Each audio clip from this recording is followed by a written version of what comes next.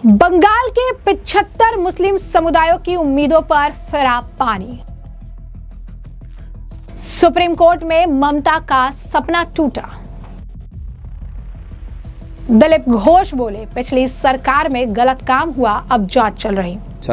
पिछले सरकार बहुत गलत काम किया था, इसको हम सपोर्ट करेंगे ऐसा नहीं है। सारी चीज़ों की वेरिफिकेशन चल रही, छानबीन चल रही है।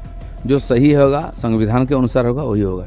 ओबीसी को लेके बहुत घोटाला हुआ है। पश्चिम बंगाल की शुभेंदु अधिकारी सरकार ने सुप्रीम कोर्ट में यू टर्न लेते हुए कोलकाता हाई कोर्ट के इस फैसले को चुनौती देने वाली याचिका को वापस ले लिया, जिसमें 75 मुस्लिम समुदाय समेत कुल 77 जातियों का निचला वर्ग दर्जा रद्द कर दिया गया था। शुभेंदु सरकार के इस कदम के साथ ही बंगाल के 75 मुस्लिम समुदायों की उम्मीद पर पानी फिर गया। हालांकि कोर्ट ने स्पष्ट किया है कि अगर कोई प्रभावित पक्ष या कोई अन्य अपील आगे बढ़ाना चाहता है तो उसे इसकी इजाजत होगी। इस देश के मुख्य न्यायाधीश यानी जस्टिस सूर्यकांत, जस्टिस जयमाल बख्शी और जस्टिस वी मोहना की पीठ को राज्य सरकार की ओर से पेश हुए सॉलिसिटर जनरल तुषार मेहता ने बताया कि सरकार याचिका वापस लेना चाहती है। पीठ ने राज्य पिछड़ा वर्ग आयोग को भी इस मामले पर अपनी अपील वापस लेने की अनुमति दे दी। मेहता ने कहा कि राज्य मंत्रिमंडल ने अपील वापस लेने का फैसला किया है और इसके बाद पीठ ने याचिका वापस लेने की अनुमति दे दी। न्यायालय ने यह भी स्पष्ट कर दिया कि किसी भी अन्य प्रभावित पक्ष को अपनी अपील आगे बढ़ाने की छूट है। पिछली ममता सरकार ने दी थी चुनौती। बता दें आपको कि ममता बनर्जी के नेतृत्व वाली पूर्ववर्ती तृणमूल कांग्रेस सरकार ने हाई कोर्ट के उस फैसले के खिलाफ सुप्रीम कोर्ट का रुख किया था, जिसमें ओबीसी सूची के 75 मुस्लिम समुदाय समेत 77 जातियों को ओबीसी दर्जा रद्द कर दिया गया। ध्यान देने वाली बात है कि एससी में याचिका वापस लेने का यह फैसला 2026 के विधानसभा चुनाव के बाद मई में राज्य में बीजेपी की नई सरकार के सत्ता में आने के बाद लिया गया है। हाई कोर्ट का क्या था फैसला? बता दें कि इस मामले में कुछ प्रभावित लोगों की ओर से सीनियर एडवोकेट शादान फरासत ने अलग एसएलपीएस करने की आजादी मांगी थी। वापसी की इजाजत देते हुए सुप्रीम कोर्ट ने साफ किया कि उसका ऑर्डर किसी दूसरे पीड़ित पक्ष को कोलकाता हाई कोर्ट के फैसले के खिलाफ अपील करने से नहीं रोकेगा। बता दें कि कोलकाता हाई कोर्ट ने मई 2024 में राज्य की ओबीसी लिस्ट में 77 समुदायों को शामिल करने को ये कहते हुए अमान्य कर दिया था कि उन्हें दिया गया ओबीसी आरक्षण कानूनी तौर पर टिकने लायक नहीं है। इनमें से 75 मुस्लिम समुदाय थे। हाई कोर्ट ने पाया था कि पहचान की प्रक्रिया में कानूनी कमियां थी और ओबीसी स्टेटस देने वाले संबंधित नोटिफिकेशन को रद्द कर दिया था। अब आगे क्या होगा? राज्य सरकार के अपील वापस लेने के साथ हाई कोर्ट के फैसले को चुनौती तभी बची रहेगी जब दूसरे अपील करने वाले या प्रभावित पक्ष सुप्रीम कोर्ट के सामने इसे आगे बढ़ाएंगे, जैसा कि बेंच ने साफ किया।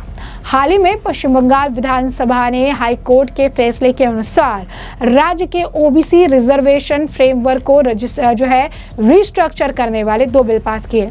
इस कानून ने West Bengal backward classes, scheduled castes, scheduled tribes के अलावा सर्विस और पोस्ट में खाली जगहों का रिजर्वेशन एक्ट और West Bengal commission for backward classes act 1993 में बदलाव किया और पहले के फ्रेमवर्क को ही बदल दिया है।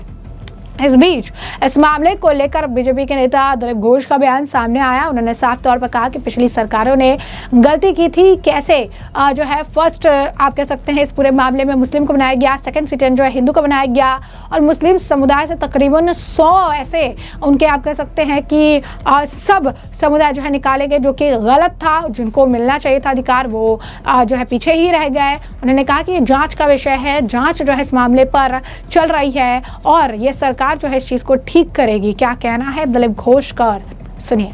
जो शुभेंदु सरकार है वो इस मामले को वापस लिया हाई कोर्ट में। नहीं, पिछले सरकार बहुत गलत काम किया था, इसको हम सपोर्ट करेंगे ऐसा नहीं है।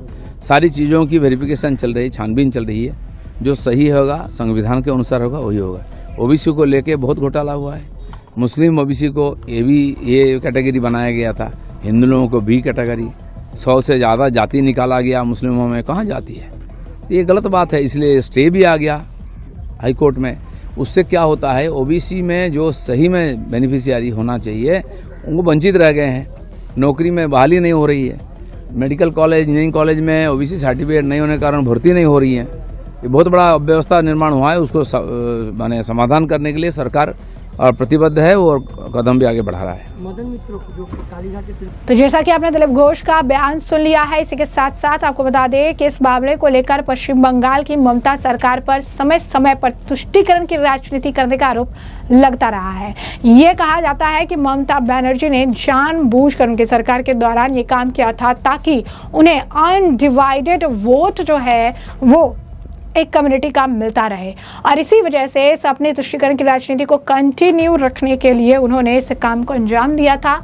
लेकिन सरकार बदल गई, सत्ता परिवर्तन हो गया और अब शुभेंदु सरकार इस मामले को लेकर लगातार ज़बरदस्त तरीके से प्रयास कर रही है। लगातार इसे लेकर अगर आप कहेंगे कि जो है कोर्ट के चक्कर भी लगा रही है। कहा जा रहा है कि जिसके लिए फैसिलिटीज़ होनी चाहिए ये उन्हें ही मिलेगी, ये किसी पर्टिकुलर कम्युनिटी या पर्टिकुलर आप कह सकते हैं कि पर्सन को या तुष्टीकरण की राजनीति को देखते हुए नहीं मिलेगा। ये ओबीसी के लिए है तो ओबीसी के ही हाथों में जाएगा। तो ऐसे में हमने आपको जो पूरा मामला है ये बड़ा विस्तार से बता दिया है कि पूरा मामला जो है क्या है, किस तरीके से जो इस मामले पर बयानबाजी हो रही है। आपको बता दें कि पश्चिम बंगाल में जिस तरीके की स्थिति चल रही है, इस मामलों को लेकर दिलीप घोष का बयान है। पश्चिम बंगाल के अन्य मुद्दों पर भी उन्होंने अपनी राय रखी है। क्या कहना है उनका और सुनिए। মদন মিত্রের হঠাৎ করে ইডি সমন এসেছে, ফুল ফ্যামিলি, ছেলে পুত্র পুত্রবধূ। সেই কারণে মদন মিত্র আজ ভালো তৃণমূল অর্থাৎ সন্দীপনের বাবা স্বর্ণকমল সাহার সঙ্গে দেখা করতে যাচ্ছেন। সন্দীপন গোষ্ঠী, ঋতব্রত গোষ্ঠীর দিকে আর একটা নাম যাওয়ার পাল্লা ভারী। দেখুন, কে ভালো তৃণমূল কে খারাপ তৃণমূল এটা নিয়ে আমাদের কোনো মাথা ব্যথা নেই, আমাদের সার্টিফিকেট দেওয়ার দরকার নেই। কিন্তু যারা এই ধরনের দুর্নীতি বা দুষ্কৃত কার্যের সঙ্গে যুক্ত আছে তাদের বিরুদ্ধে আইনি আর প্রক্রিয়া শুরু হচ্ছে। সে কে কোন পার্টিতে আছে, কোথায় আছে, এত হাজার হাজার লোকের কাছে নোটিশ গেছে, ব্যবসায়ীদের কাছে নোটিশ গেছে, তারা পার্টির জন্য নয়, তারা বেআইনি কাজ করেছে, তার তদন্ত হচ্ছে, তাকে সহায়তা করা উচিত। হ্যাঁ, কালকে রাত্রে গেছিলেন একবার মদন মিত্র, দেখা হয়নি, তিনি মরিয়া হয়ে আছেন, মরিয়া হয়ে আছেন সন্দীপন সাহার সঙ্গে একবার দেখা করতে। ভালো তৃণমূল না, আগে তো ইডির অফিসারদের সঙ্গে দেখা করুন, তারপর সন্দীপন সাহা তো বাঁচাতে পারবে না। ইডি যদি ক্লিন চিট দেয় তখন সম্ভাবনা আছে। কল্যাণ বন্দ্যোপাধ্যায় বলেছেন যে একা অভিষেক এবং একা কেমিস্ট্রি আমাদের এই গোটা দলটাকে শেষ করে দিল। উনি কোন দিকে আছেন, কখন কি বলছেন ঠিক করুন। অনেকেই কনফিউজ, একটা পা কালীঘাটে তো আরেকটা ওদিকে চলে গেছে রীতমতোর দিকে। সেজন্য ওনারা যে কনফিউশনে আছেন, ঠিক একই রকম পরিস্থিতি তৈরি হয়েছিল আমার মনে আছে 89 সালে, যেবারে টিএমসি শুরু হলো, ঠিক লোকসভা ইলেকশনের আগেই মমতা ব্যানার্জি টিএমসি শুরু করেছিলেন। তখন বেশিরভাগ কংগ্রেস লিডার এরকম ছিলেন কনফিউশনের মধ্যে। আমার সঙ্গে তখন অনেক লোকের সঙ্গে কথা হয়েছে ইলেকশনের আগে যে কোন দিকে যাব, মূলে যাব নাকি নির্মূলে যাব। তো এখন ঠিক কংগ্রেস চিরদিন কনফিউজ আর সারা দেশকে কনফিউজ করেছে, এখনও কনফিউজ, আর তার সঙ্গে যারা যুক্ত তারা কনফিউজ। যেন এই ড্রামা হয়, কিছু লোক বেরিয়ে এসে কিছু লোক কংগ্রেসে ফিরে যাবে, কিছু লোক আলাদা গোষ্ঠী করে কিছুদিন থাকবে। পশ্চিমবাংলার রাজনীতিতে এই ধরনের ড্রামা প্রথমবার আমরা খোলাখুলি দেখলাম। তবে বিরোধী পার্টি হিসেবে তার দায়িত্ব পালন করুন, বাকি পার্টির ব্যাপার পার্টিতেই মেটান। কল্যাণ ব্যানার্জি থেকে শুরু করে ঋতব্রত ব্যানার্জি প্রত্যেকে এক বাক্যে বলছেন যে অভিষেককে সরিয়ে দিলে এখনও মমতা তৃণমূল তারা কিন্তু অনেক সাপোর্ট পেয়ে যাবে। দেখুন, এই ধরনের অনেক প্রেসক্রিপশান অনেকে দিচ্ছেন, রোগটা তো মাথায় উঠে গেছে। সেখানে একটা খালি হাত বা পা কেটে দিলে কী করে হবে? এই রোগ বহুদিন ধরে লেগেছে নিচের থেকে। মমতা ব্যানার্জি জেনে শুনে রোগকে মাথায় চড়তে দিয়েছেন। সেখানে ওনার বিরুদ্ধে বলতে পারছেন, ওনার নামে খেয়েছে করে সব, কাউকে বলি পাঁঠা বানাতে হবে। এরকম বহু লোক আছে টিএমসিতে যারা এই আজকে যে দুরবস্থা তার জন্য দায়ী। মৌলবাদের বিপক্ষে বরাবর কলম ধরা তসলিমা নার্সিন বুদ্ধবাবুর জমানায় ছেড়েছিলেন এই রাজ্য, এই দেশ, তিনি আবার মৌলবাদের চাপে সিপিএম ওকে দেশ ছাড়া করেছিল ভারতবর্ষ থেকে। ভারতের পরম্পরা আছে, বিশ্বে যত প্রতারিত অত্যাচারিত মানবতাকে আমরা চিরদিন এখানে জায়গা দিয়েছি। সে কি মত পথের লোক আমরা দেখিনি। আজ ইহুদিদের থেকে আরম্ভ করে, তারপরে তিব্বতী বুদ্ধদের, তারপরে এখানে আমাদের সিংহলি তামিলদের, এরকম ছোট বাংলাদেশে অত্যাচারিত, ভারতে পাকিস্তানে অত্যাচারিত হিন্দু সমাজ, বা আজকে যারা অন্যরা এসছেন মানবতার খাতিরে তাদেরকে আমরা জায়গা দিয়েছি। আর তসলিমা নাসরিনও তাই ছিলেন, কিন্তু তাকে যারা তাড়িয়েছিল লোক তাদেরকে তাড়িয়েছে। দাদা, সেই সময় সেই দাঙ্গা বাঁধানোর পেছনে যিনি ছিলেন ইদ্রিস আলী, পরবর্তীতে তিনি তৃণমূলে যোগদান করেন, শেষ জীবন পর্যন্ত তৃণমূলে তিনি বহাল তবিয়তে ছিলেন।